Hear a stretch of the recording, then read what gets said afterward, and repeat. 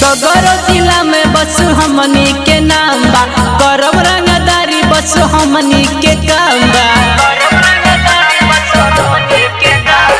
सगरो जिला में बस हमनी के नाम बा, करब रंगदारी बस हमनी के काम बा। पियर कमचिया में कमाल लागेला, कब पकड़े पे जदी गलिया मेरे ठोक दे सीधा दुनलिया न रे।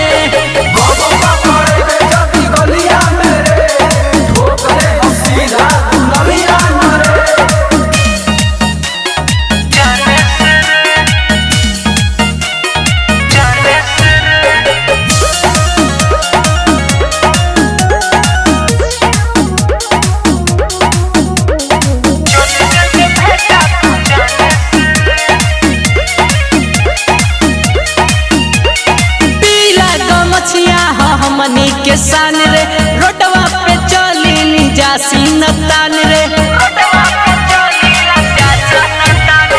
पियर गमछिया हमनी के शान रे, रोडवा पे चले जासीन तान रे।